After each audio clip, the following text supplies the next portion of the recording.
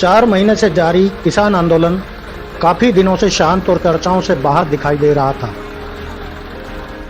लेकिन पंजाब में अचानक भाजपा विधायक के साथ हुई मारपीट की घटना के बाद फिर से चर्चाओं में आ गया है।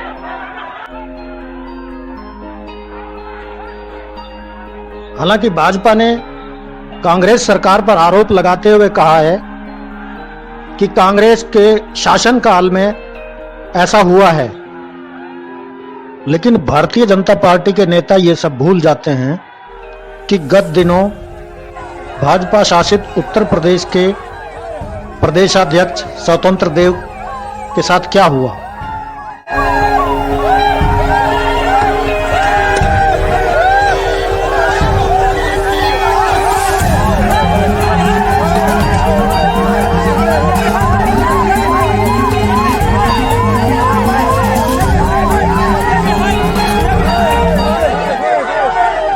इसके साथ ही साथ हरियाणा में मुख्यमंत्री खट्टर, उप मुख्यमंत्री दुष्यंत चौटाला और जीटीवी के मालिक राज्यसभा सांसद सुभाष चंद्रा के साथ क्या हुआ, जहां पर भाजपा का शासन है।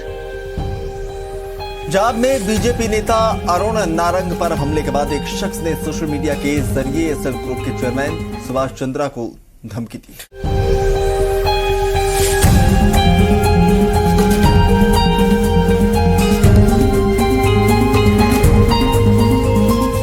पंजाब की इस घटना के बाद मीडिया सक्रिय हुआ और फिर से किसान आंदोलन सुर्खियां बन गई।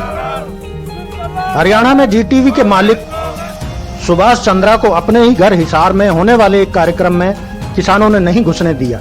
जीटीवी ने खूब शोर शराबा मचाया, लेकिन कुछ नहीं हुआ।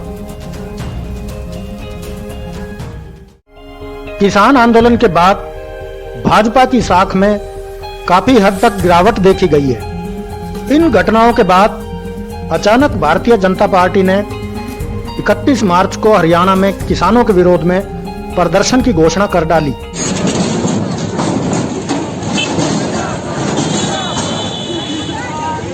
भाजपा की इस घोषणा के बाद अचानक से पारा बढ़ गया है।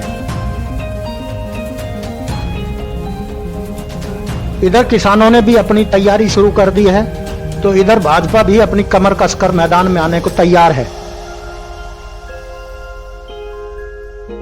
विदित रहे कि भाजपा की यह घोषणा बिना केंद्रीय नेतृत्व के इजाजत के की गई हो, क्योंकि इससे पहले भी भारतीय जनता पार्टी के केंद्रीय नेतृत्व ने किसानों के विरुद्ध अपनी बात रखने के लिए हर लोकसभा और विधानसभा क्षेत्र में देश भर में सभाएं करने की घोषणा की थी। मुख्यमंत्री खट्टर के कार्यक्रमों के विरोध के बाद ये घोषणाएं रोक दी गई।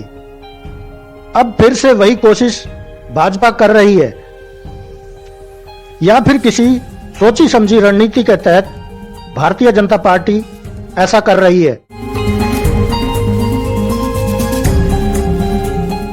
भाजपा की इस रणनीति को किसान नेताओं ने भांपते हुए एक कदम आगे जाकर किसानों को संदेश भेजकर आगाह कर दिया है कि किसी भी तरह की उत्तेजनात्मक या हिंसात्मक कार्रवाई ना करें। साथियों, आप सभी को होली की, फाग की बहुत बहुत शुभकामनाएं। साथियों, हमें मालूम हुआ है कि 31 तारीख को बीजेपी वाले प्रदर्शन कर रहे हैं, जो पंजाब में उनके एमएलए की पिटाई हुई है, तो उसके विरोध में वो प्रदर्शन कर रहे हैं 31 तारीख को। इसके पीछे बीजेपी की एक साजिश है। ये जानबूझ के अपने लोगों को बीच में भेज रहे हैं कि इस तरह से कहीं ना कहीं पब्लिक के बीच में टकराव हो जाए। हमने अपने आदमी की एक वीडियो सुनी है कि वो वीडियो में कह रहा है कि किसान लठ उठा के आ जाएं और बीजेपी वालों को रोकेंगे। मेरी बेनती है कि हमने मौके की नज़ाकत को देखना है और हमने कहीं इस तरह से नहीं करना। अगर हम इधर से लठ उठा के जाएंगे, वो उधर से लठ उठा के आएंगे, तो पब्लिक से भिड़ेगी। मेरी बेनती है कि अगर वो प्रदर्शन करते हैं 31 तारीख को, तो हम उनको रोकने के लिए ना जाएं। वो प्रदर्शन करते हैं तो उनको करने दें। हमारे जिस भी भाई ने ये वीडियो पाई है, उसने क्या सोच के पाई है ये तो नहीं पता, लेकिन हमारी तरफ से ये बिल्कुल साफ दिशा निर्देश हैं कि जहां भी बीजेपी के लोग 31 तारीख को प्रदर्शन करते हैं तो हमारा कोई आदमी उनको रोकने के लिए या वहां डंडे लेके या वहां उनको मार पिटाई हमारा कोई आदमी उनसे नहीं करेगा, सभी का।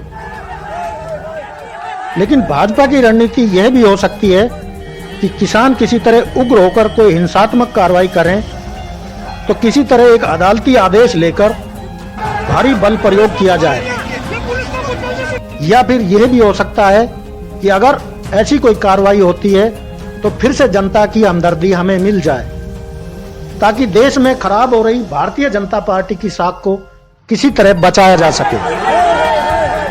देखने वाली बात यह भी होगी कि हरियाणा में यह प्रदर्शन कहां-कहां पर होता है और कितने बड़े स्तर पर होता है, या खाली जिस तरह पंजाब में चंद भाजपा नेताओं ने इकट्ठा होकर के विरोध प्रदर्शन किया, क्या उसी स्तर पर हरियाणा के नेता भी यही करेंगे।